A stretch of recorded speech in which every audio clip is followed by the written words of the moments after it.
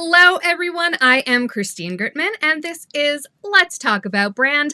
I do this show every single Friday at 12 noon Eastern Time, or perhaps it is 9 a.m. Pacific Time, or 5 p.m. British Time, or wherever you are. In fact, tell us where you are. I always love seeing where people tune in from. And one thing to let you know is that usually we are live. This week we are not. This is a pre-recorded conversation. However, we're conducting it as though it were live. So it's still going to be very in the moment, very get that live feel going on. And you can still ask questions. Go right ahead and ask your questions in the feed, and we'll come back and check them out. Also, let us know where you're joining us from. I am broadcasting this on Facebook, on Twitter, on LinkedIn, and on YouTube. And let me know how you found out about me also. As a reminder, we are normally live at this time on Fridays at noon, so please do mark that in your calendar. Try to tune in. Although next week, I'm actually not going to be here. Next week is going to be a weird week too. Next week, I'm going to be in Ireland speaking at the Kickstart Dublin event. So I'm very excited for that. Sadly, it means there won't be a Talk About Brand. However, please do join us that first Friday in May. We're getting back to our regular schedule at that point. All right, so on to this week's topic. We've just done my Tuesday Twitter chat every Tuesday at 12 noon Eastern Time. I am live on Twitter with Chat About Brand, which is a Twitter chat where we all converse about the very same topic as I'm having on that Friday's live show. So this week, the topic was Twitter Spaces and audio social in general. Audio social has really blown up, especially in the past year or two. And so today we're going to be talking to the queen of Twitter, Madalyn Sklar of Twitter Smarter. She, of course, has always been an early adapter with social media technology. So she certainly jumped right into audio social. She, in fact, has an audio social about audio social every week. So we're going to talk to Madalyn about Twitter Spaces and other forms of audio social and how we can utilize them ourselves. All right, without any further ado, let's bring on Madalyn. Madalyn, hello! Hey, Christine. Hey, everybody. Thank you so much for having me. Excited to be here today. I'm excited to have you. And it's funny because you are on Twitter Spaces a lot. Now you host 3 Twitter Spaces every week. I'm sure other people have you popping in on their spaces as well. And one of those spaces is kind of about spaces.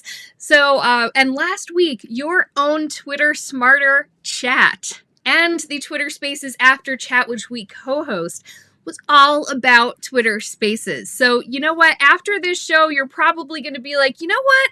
Clubhouse is looking pretty good. Right. But tell us just a little bit about your journey into starting to use social audio and how it led to you hosting 3 Twitter Spaces regularly every week. Oh, wow. Well, I love social media. I love Twitter. I love the power of bringing people together, building communities through social media.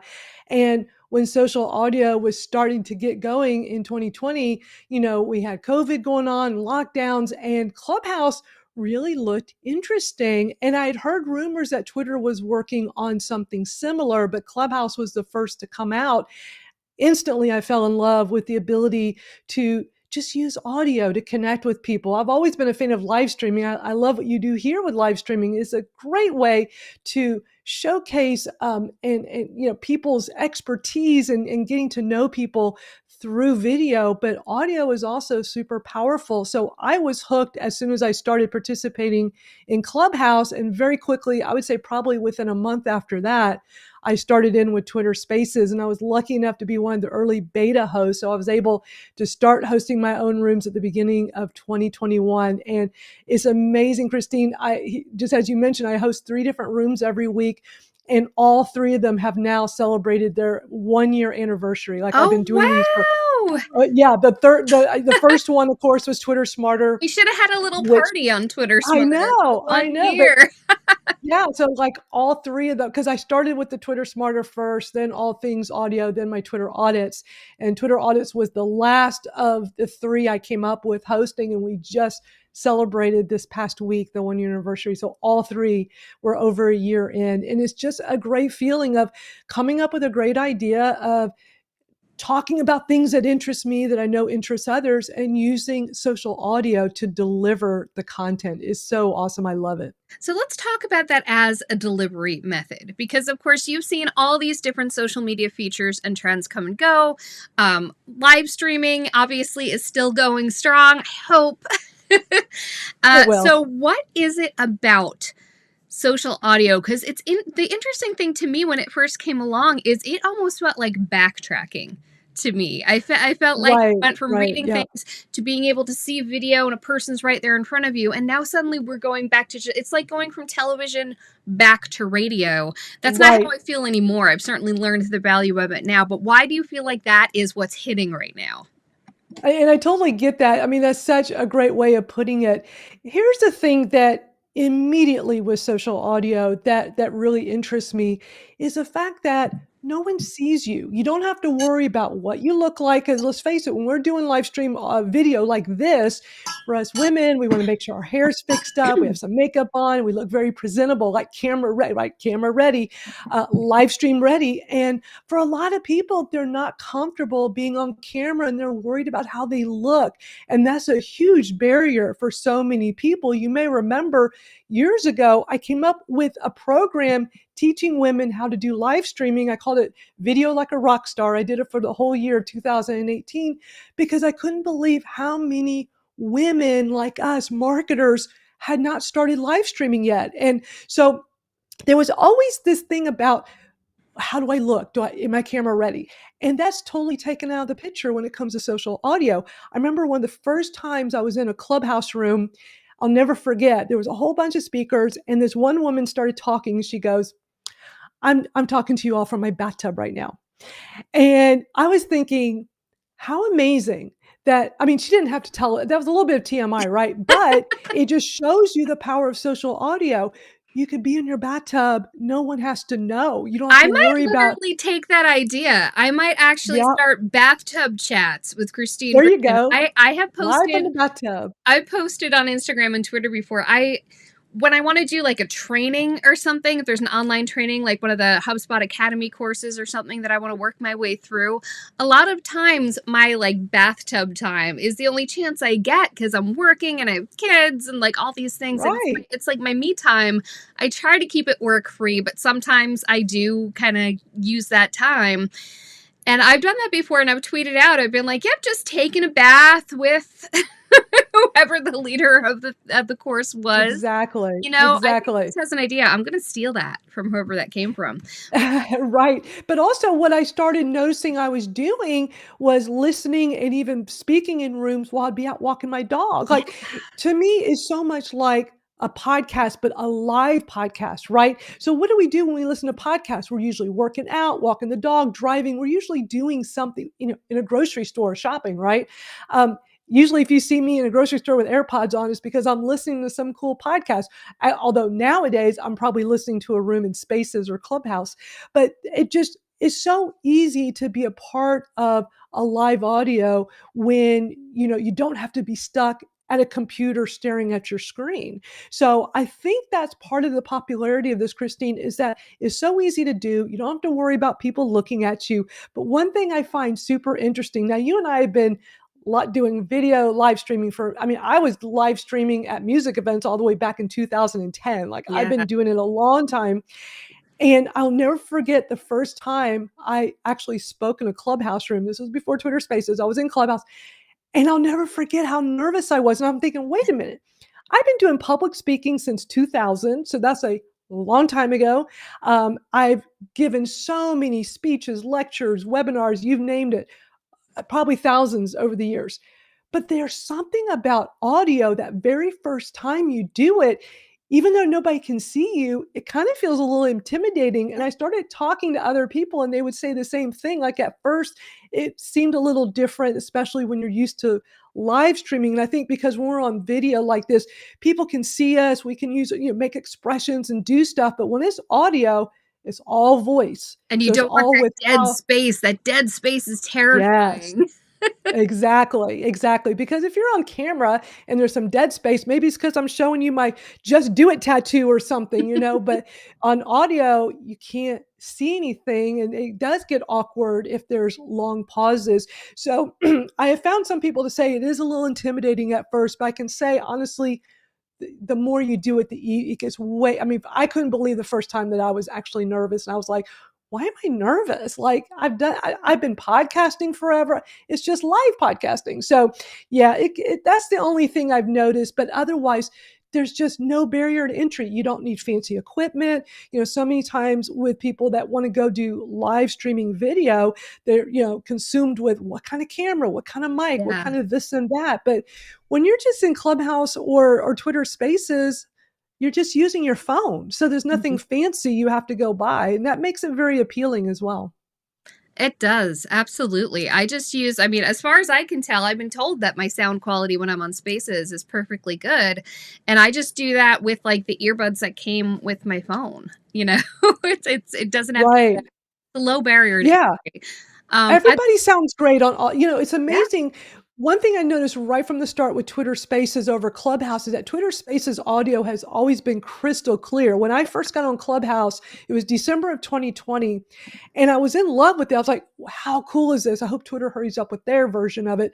But the audio quality wasn't super great at the time, and when I was in these rooms and I even started hosting my Twitter Smarter After Chat in Clubhouse initially before Twitter Spaces, but I never thought in the back of my mind, "Oh, I wanna turn one of these rooms into a podcast." Like, never even thought of repurposing any of this because the quality wasn't there, and being that I've been podcasting for almost 10 years, audio quality is important to me, but the very first time I listened in to Twitter employees and the Twitter Spaces before it was even launched, I was thinking, "This audio sounds crystal clear." I feel like I'm just sitting in a room with all these people that are talking, and what came to mind was, "Oh, whatever I do over here, I wanna turn into a podcast. I wanna repurpose. I wanna put clips out." Like, I was getting all these great ideas because the quality of the audio from day one was super amazing, and then we come to learn as all that was coming to light and Twitter started talking about what they were doing with Spaces, it turned out they're just utilizing the Periscope platform because Twitter owns Periscope, Yep. and they had talked about shutting down Periscope, but that Twitter Spaces is essentially Periscope without the video. It's Yeah. using the audio. So I thought that was super interesting. Yeah, they just repurposed all the tech, and I love that Twitter Spaces, they prioritized being available on Android before, Clubhouse was. They prioritized the Way audio quality, before. as you said. They've added a whole bunch of new features. They enabled you to record first, I believe, And before. captions. Yeah, and the clips thing, I have not personally played with the clips thing, but I'm interested in that. The captions are huge for accessibility. So beyond all the features, you have done various types of audio. You were a podcaster. You have been a podcaster for years. You did audio tweets. And then again, you were on Clubhouse before you were on Spaces. So I'd love to hear from you beyond the obvious, which is that you are the queen of Twitter and you are a Twitter strategist specifically, and that's where your audience is. What are some other reasons that you prefer Twitter Spaces to these other forms of audio social, or even do you? I'm assuming that you do. You may not, but I what? do, I Yeah, do.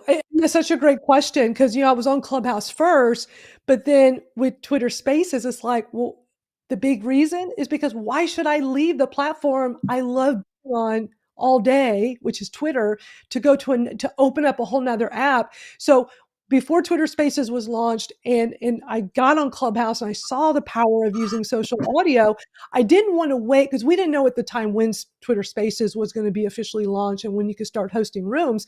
So I wanted to go ahead and start capitalizing on this great new platform. So I started my Twitter Smarter After Chat, which you co-host with me. Thank you very much. Love that you do that. And I just wanted to be able to continue the conversation with the guests, but in a totally different way. And social audio to me seemed like a great way to do that. Um, but I didn't want to wait until who knew when we would get Twitter Spaces. So I started at Clubhouse. But once I got on the radar with Twitter, when Twitter Spaces was starting to emerge, I reached out to them and I said, explain what I was doing and said, I don't want to have to leave Twitter to go do this audio, So instead of me leaving and taking my community over to Clubhouse, I would rather keep me and my community in Twitter and just moved to Twitter Spaces. So very quickly, like however I worded it, it worked because they're like, you know what, when we have our next round of beta hosts, we'll add you to the list. And very quickly, I was able to start hosting my own room in Spaces. So for me personally, that's been the biggest thing. Why leave and go into another app if I don't have to? And with Clubhouse, we all start at zero. So not everybody knows us there at first. We got to build a whole new community, get all of our friends to realize we're over there. So the beauty of staying over in Twitter is that we already have our built-in community, and it's just so much easier to get the word out and just stay there instead of leaving. So for me personally, that's the biggest reason. And I think other people feel the same way. You get those early adopters of Clubhouse. I understand they want to stay there. And listen, if I had spent more time on Clubhouse in the beginning and built up and had tens of thousands or hundreds of thousands of followers, I probably would too, because a lot of people saw the vision of how social audio was going to go and spent a lot of time in Clubhouse building up a community or an audience over there. But my allegiance is to Twitter, as you know, and so it just makes sense. But I see that LinkedIn is now working on having their own LinkedIn Live and keeping it in-house so you don't have to leave the app. Spotify has their own social audio, which initially was a whole separate app. And they just announced that they're going to make it part of Spotify so that you don't have to leave the app. And I think that's the smart way to go. Clubhouse is its own company and business. So, It they're doesn't just need kind to of integrate to outlier with anything it. else. Yeah. With the Spotify thing, did you ever do anything on, I forget, Green Room? Was that what it was It called? was called Green Room because all they did was buy an existing social audio Oh, I app see. that was geared for sports, and they rebranded it and called it Green Room. And we had really high hopes for it. The audio quality was great. It looked like a lot of fun, And Spotify but has a community of podcasters, so you would think that that would be a right. slam dunk for live And version of musicians, Spotify and podcasts. musicians, like Yeah, to I felt musicians. like it was a no-brainer that they would push the podcasters into using it, the musicians, and use it as a way for them to really bring their community together through audio. And I was so surprised that didn't happen. It's almost like they bought this and thought people would just automatically gravitate because they Yeah, were so into Clubhouse and Spaces, and that just wasn't the case. I mean, me and many of my colleagues tried it, but it's like, well, we're already using Clubhouse or we're already using Spaces. yeah. Why would we go somewhere else? Like, You we have to don't bring need something 3 or different. 4. Exactly. So now, I mean, honestly, I think too much time has passed for Spotify. I mean, they Mhm. really should have done this way sooner, Yeah. but they did just recently announce it's now Spotify Live and it Hmm. will be part of Spotify. But there's one caveat with this, which is a little interesting. They're saying that, like, I guess probably the bigger influencers, they'll let them do the whole thing right inside of Spotify. But for the rest of us, if we wanted to host, we could listen and be a part of the conversation in the app. If we're going to host our own rooms or speak, and you're not one of the official, big name creators or influencers, then you would still have to open a separate app. And I don't know. I mean, I think they need, so it sounds like it's going to be part built into Spotify, but it just feels like that's more for the passive listener. But if you want to Yeah. participate, then you got to open this separate app. So I think once they're 100% Spotify only, then it could really compete with Twitter Spaces and this new LinkedIn audio. Um, I mean, it's still fairly new. Social audio hasn't really been going for very long. So Yeah. it's still early enough where I think these bigger companies could really come up with a great path of how they're going to do it. But Twitter was smart that from day one, it was part of your Twitter mobile app experience, that you don't have Hmm. to go do something else. And let's face it, it's not easy to get people to leave the platform they love Nope. to go do something else. Periscope only worked because Periscope, it came out before Twitter bought it. Yeah. And so we were all, it was Meerkat and Periscope in the beginning. And I was all about Meerkat for the new live streaming wave that at the time. But once Periscope was bought by Twitter, it established itself so much that people didn't mind leaving. All Twitter did was incorporate it so that you could start a live stream inside of Twitter, which was very smart on their part as well. And before that, I think there was a moment in between where when you went live on Periscope, you could tweet out about it with a link that would still bring people to Periscope. Like, it didn't Yes, go live on your feed at first. It did move to that. right. But I remember that when I first started using Periscope, it would just kind of tweet out. And that was the only way I got views, really. You know? Yeah. It's um, hard getting people to leave the platform to yeah. go open up another app, that's for sure. That makes sense. We did get a couple questions for you from my chat about brand on Twitter. So let's see. So Yeli wants to know, what value are you getting out of hosting 3 Twitter spaces a week? And feel free to like go through and tell everyone what those 3 Twitter spaces are also so that they can catch them. But then what are they doing Sure. for you?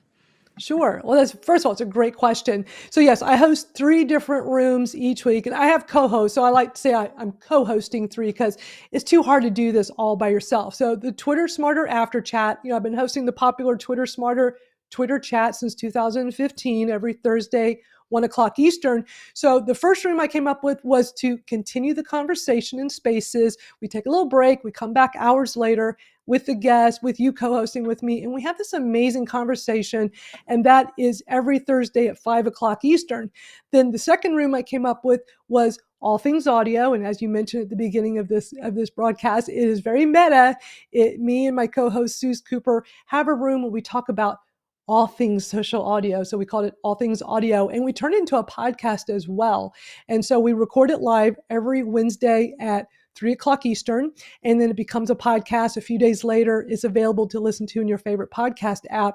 And then on Saturdays, and this was just on a whim, didn't know if anybody would like it, if anybody would show up, I came up with Twitter audits. And it's basically where me and some of my colleagues come together every Saturday at 1 o'clock Eastern, and we review Twitter profiles. We just want to help people have better profiles that work for them. And it's been amazing to have celebrated 1 year of doing this with such a captive audience that come back week after week and really get a lot out of it. And we actually review these profiles live in front of the audience. It's really cool. So the thing I get out of this is multitude of things. Number one, I'm able to use this as a way to showcase my brand, to talk to, for people to get to know me on a much more personal level as to what I know, my knowledge, my expertise, and through the audio, as I mentioned, I've been podcasting a long time. Podcasting has been such a great medium for me to connect and build an audience because let's face it, you're in people's ears Yeah. and they find that so personal. They feel like you're talking just to them. If you're if you're good at it, like that's Yeah. how it comes off. And I've always done really well with that. I've done so many. Actually, I started podcasting in 2013, so about 9 years now. And every podcast I've ever launched, the feedback has been phenomenal. So at minimum, great way to showcase my brand for people to get to know more about me, what I do. But on the flip side, I'm all about community, and I've been building online community since 1996 before most people had even heard of .com. And I have found that social audio is such an amazing way to bring people together and have them learn from you and from others. And I get tweets in DMs literally every day from people saying, great things about coming into these rooms that I'm co-hosting and how much they're getting out of it. And that's what keeps me going. That's the motivation for me. As I said, with the Saturday room Twitter audits, I felt like it was too visual to do with audio, to sit here and review people's profiles. Mm-hmm. When you can't see my screen and I can't walk you through, I just have to try to describe it. And it's been amazing at how many people I've been able to help from this little idea that I didn't even think would Yeah. amount to anything. And so I always tell people there's such a great lesson here. Just when you got a great idea, just go for it. Give it a try. You never know. And there have been times where I've had way more people come to that room than something like my Twitter Smarter, which I've been doing as a Twitter chat for so long and has such a Yeah. large community. You would think that would be the room I host that has tons Existing of brand listeners. equity. You just never know. So don't be afraid to try out ideas, because with social audio, as I mentioned before, there's such a low barrier to entry. There's not much to it. You don't need fancy equipment. You don't have to worry about putting makeup on if you don't want to. You just start talking. It's so easy. I love that. Another question. Zen wants to know and it's funny because I just interviewed about this for Social Media Pulse recently too. But Zen wants to know, who are your go-to Twitter sources to learn new things from and brainstorm ideas with on Twitter? That's part one of her question. She has two questions. We'll get to part two after. But first, your Twitter sources would be great to know. Who does the Twitter expert learn from? It's such a great question. And I utilize a feature that's so underutilized on Twitter called Twitter List. And Twitter List is just a great way to curate your own custom feed of Twitter accounts you want to keep tabs on. And so I have a Twitter list. I have it private, so it's for my eyes only, and I call it Twitter Watch. And I call it that because it makes sense to me. These are Twitter accounts or people talking about Twitter that I want to keep an eye on, that I want to watch. I make sure at least once a day I go through this list, and these are different actual Twitter accounts where they talk about things going on at Twitter, but then also people like Matt Navarra and Jane Wong and some of these people that are uncovering things very quickly when it comes to Twitter, whether it's breaking news about it or just new marketing ideas and strategies. And I don't want to miss anything because people look to me as a resource for Twitter. So I just find that paying attention to different accounts and many times they find out things from me. So it's not like, I'm doing multiple things, but a Twitter list, oh my gosh, that's the number one way to just always be keeping tabs on different profiles of things that you want to stay on top of. I love that. And I found it's also a really good way to build your brand too. Because we are, as I mentioned, I work for Social Media Pulse now, and we're just starting to build that brand. And I've discovered that by keeping lists on Twitter, and I also have saved post collections on Instagram because there isn't a way to like make lists of people, but that's kind of the shortcut. It helps you keep track of good people to engage with and people who tend to have worthwhile content to reshare. And it just helps keep you focused when there's so much going on. All right, so Zen had a part two to her question, and I'm very surprised we haven't talked about this yet. What are your thoughts on Elon Musk taking Twitter private? So we're not asking about his politics, we're not asking about him, but what are your thoughts on him taking Twitter private? I'm not really sure about it going private. I'm not so sure that's such a great idea. Now, I've been just in full transparency. I mean, I've had Twitter stock for a long time, and I've been a fan of being able to invest because it's a public company. And I personally, I don't want that taken away from me. But I feel like being a public company, there's just plenty of accountability. And I think that's important with a platform like Twitter. I think taking away transparency and accountability because they're a private company can be worrisome. So yeah, I'm not for it at all. All right, good to know. I'm not for it, but my reasons are a little less judicious. But yes, so we'll see what happens there. Yeah. Yeah. Well, anyway, thank you so much for being here, Madalyn. I'm so glad we were able to put this together.